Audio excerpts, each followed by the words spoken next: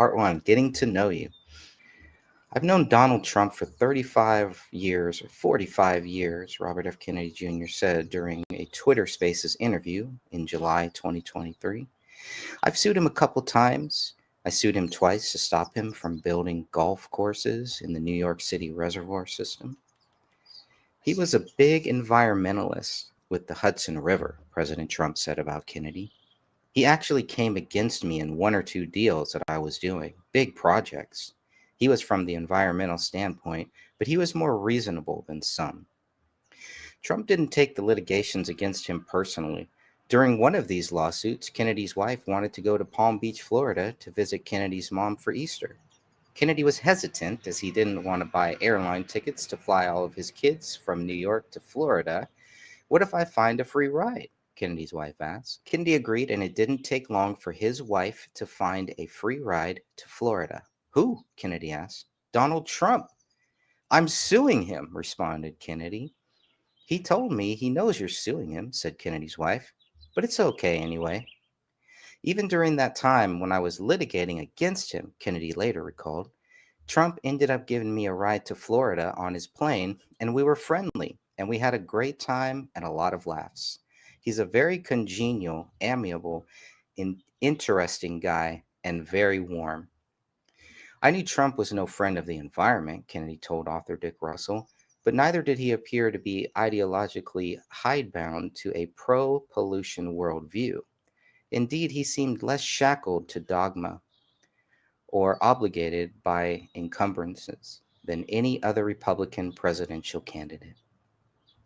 There were rumors that Trump's 10-year-old son Barron might have symptoms of autism spectrum, and perhaps this was something closer to the man's heart than his pocketbook. That's from Dick Russell. Early in the month of January 2017, President-elect Trump called Kennedy asking him to chair a Vaccine Safety and Science Integrity Commission. On January 10, 2017, Kennedy flew to New York and spent an hour discussing vaccine safety with Trump and two of his advisors, Kellyanne Conway and Steve Bannon. Vice President-elect Mike Pence was present for the last 15 minutes. Kennedy described Trump as thoughtful on the vaccine safety issue. Interviewed outside of Trump Tower after the meeting, Kennedy said Trump had some doubts about the current vaccine policies. He says his opinion doesn't matter, but the science does matter, and we ought to be reading, debating the science. Everybody ought to be assured that the vaccines that we have are as safe as they can possibly be. An hour after the meeting, Kennedy was interviewed by Science.org staff writer Meredith Wadman. Kennedy provided more details about the hour-long meeting with Trump. Kennedy told Wadman that Trump wants to make sure that we have the best vaccine science and safest vaccine supply that we can have. During their meeting, Trump told Kennedy about 5 friends who have the same story of a child, a perfectly healthy child who went into a wellness visit around age 2, got a battery of vaccines, spiked a fever, and then developed a suit of deficits in the 3 months following the vaccine. We talked a lot about CDC, said Kennedy, and ways to increase the independence from financial conflicts at CDC in the vaccine division. Details about when the commission's start date were not discussed at the first meeting, but it would be a 1-year commitment with experts in the field of toxicology, epidemiology, and public health. It would be an unpaid panel, according to Kennedy. I am for vaccines, Kennedy said during the interview. I have been tracking mercury in fish for 30 years, and nobody has called me anti-fish. I am pro-vaccine. I had all my kids vaccinated. I think vaccines save lives. But we are also seeing an explosion in neurodevelopmental disorders, and we ought to be able to do a cost-benefit analysis and see what's causing them. We ought to have robust, transparent science and an independent regulatory agency. Nobody is trying to get rid of vaccines here. I just want safe vaccines. Soon after Kennedy spoke to the media at Trump Tower, Trump spokesperson Hope Hicks downplayed the historic meeting. The president-elect enjoyed his discussion with Robert Kennedy Jr., on a range of issues and appreciates his thoughts and ideas. The president-elect is exploring the possibility of forming a commission on autism, which affects so many families. However, no decisions have been made at this time. The president-elect looks forward to continuing the discussion about all aspects of autism with many groups and individuals. After agreeing to work in the Trump administration, many in the environmental community, including the Hudson River Keepers and the Natural Resources Defense Council, turned their back on Kennedy. By working with Trump, Kennedy was able to see who his real friends were. Those same environmentalists didn't complain when Kennedy met with George Bush Jr. "With the president you don't like," said Kennedy, "I always thought it was much better to meet with them than not." It didn't take long for Kennedy to realize his time in the Trump administration would be short-lived. In early 2017, President Trump ordered Anthony Fauci, NIH Director Francis Collins, and others to meet with Kennedy. "So I had a meeting with all these guys," Kennedy said during an interview with Joe Rogan. "I actually went into that meeting with Fauci with three people. One was Del Bigtree. Another one was Aaron Searing, the attorney, and another one was Lynn Redwood, who's a very, very famous nurse practitioner, public health official in Georgia. During that meeting, there was a referee there from the White House West Wing. I gave kind of a lecture showing what we knew, and I said to him in the middle of it, 'Tony, you've been telling people I'm a liar.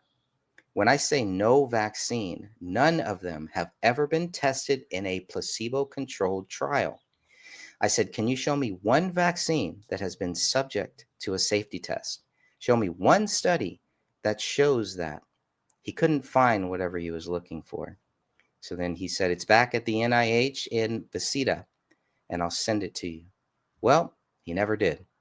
So Aaron and I sued him, sued HHS, and said, 'Show us one study that's ever been done on pre-licensing safety testing for vaccines.' And after a year of stonewalling, they finally gave us a letter and said, 'We don't have any.' They literally don't have any.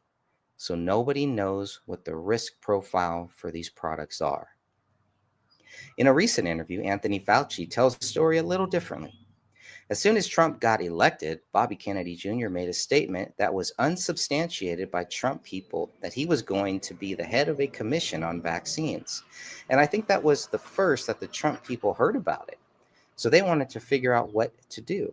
So Jared Kushner asked me and Francis Collins, who was the director of the NIH, to sit down and listen to what Bobby Kennedy Jr. has to say.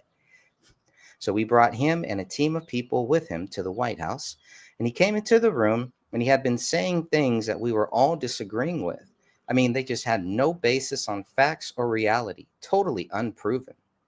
According to Fauci, Kennedy said the following: "I never get a chance to fully explain what it is that I'm trying to say, so I'm going to make a presentation, so I don't want to be interrupted until the end, and then we'll talk about questions." Fauci continued telling his version of the story. So I said, "Well, that's not the rules that we do here, but okay, we'll cut you some slack." So we got open. The first slide I remember he showed is that it has been shown that vaccinations are responsible for the following diseases. And he gave every disease in the world. Autism was right on the top of his list. So I raise my hand and I say, "Bobby, excuse me, Bobby. I don't really mean to interrupt you, but there isn't a bit of evidence at all to anything that's on this slide." And he looked at me and he says, "There you go again, not allowing me to give my pitch." So for the next 40 minutes or so, he showed slide after slide after slide that made no sense at all and was not founded. Not only was it not founded in data, it was definitely disproven as per the autism situation. So at the end of it, all we could say was, "Bobby, I'm sorry, but we don't really agree with you."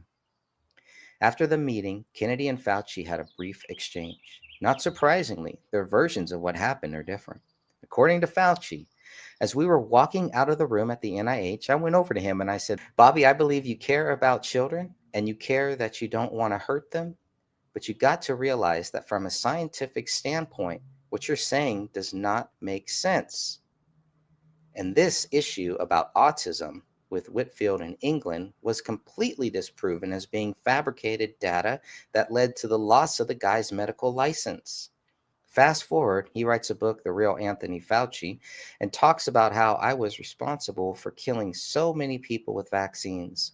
So I don't know what's going on in his head, but it's not good. At the end of that meeting, said Kennedy, I was in the hallway and Tony Fauci came up to me and took me aside and had a quiet conversation with me out of earshot of everyone else. And he said, I want to commend you for what you're doing.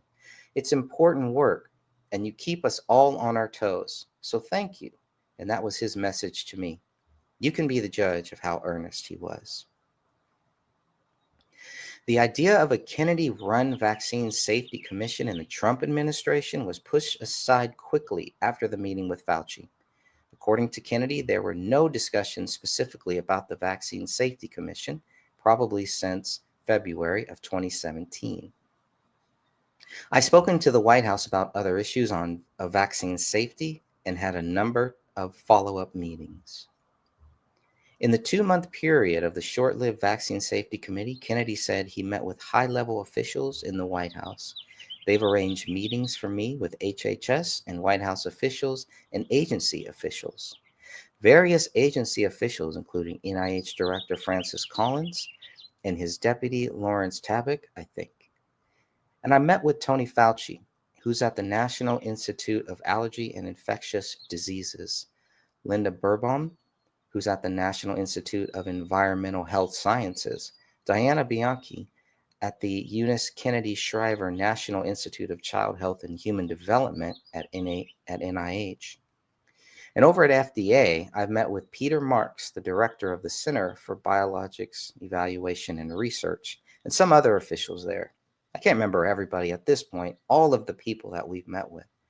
According to what Kennedy told Dick Russell, Trump's advisors turned their attention to dismantling the science safety net and commoditizing and monetizing every aspect of human discourse, adopting policies that will amplify the wealth of billionaires even as they sicken our citizens and destroy our planet.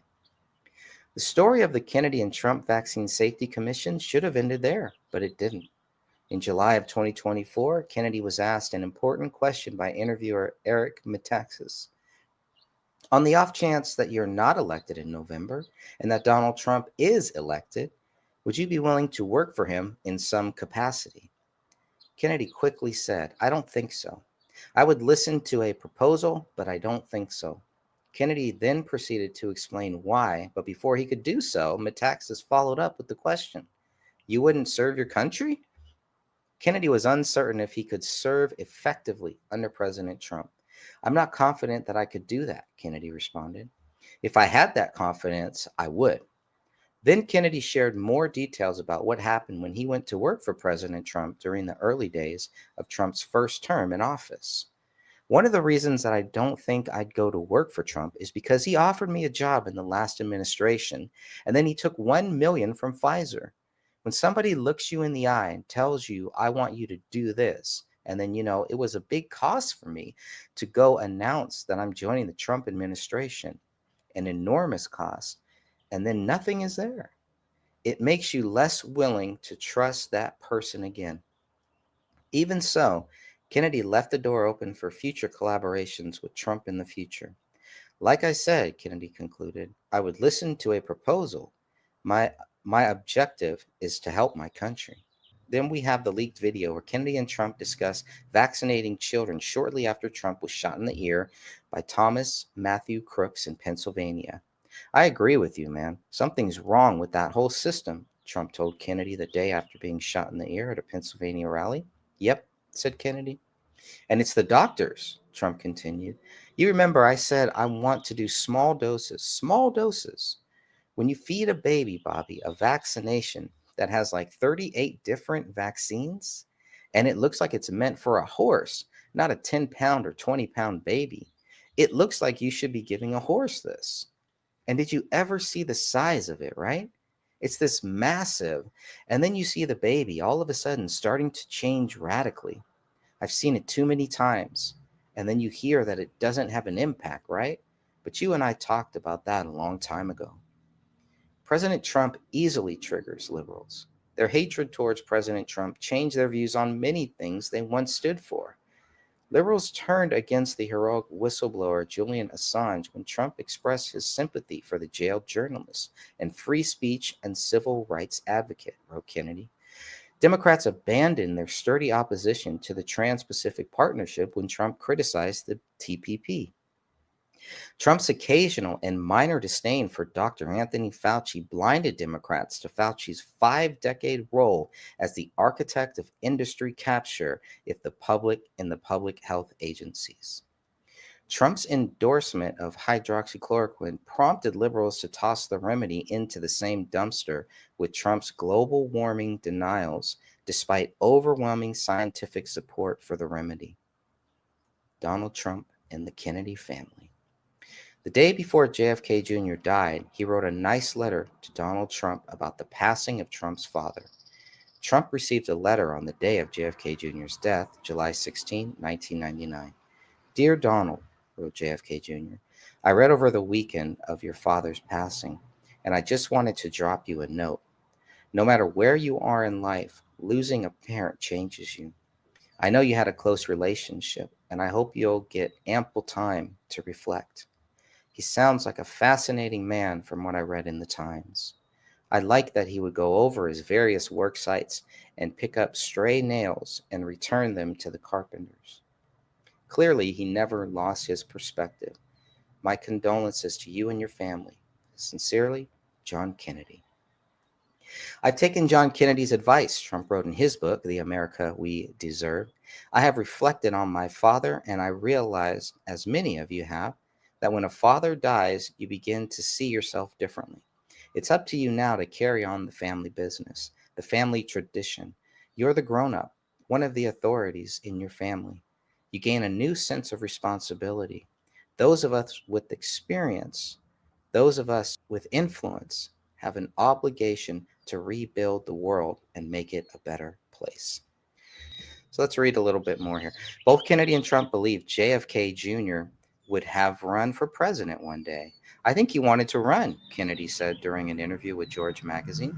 Not on the Kennedy legacy, but he wanted to run because he was capable and he had great ideas. And he was interesting and he was charismatic. So I think there was part of him that said, I don't want to do this just because everybody in my family has been doing it and then run on the Kennedy name. I thought that was admirable of him. And I think RFK Jr. is kind of the same way. I don't think he probably felt the same thing. I don't want to run just because everyone in my family is running or because it's the cool thing to do, because I could actually win. You got to be very serious.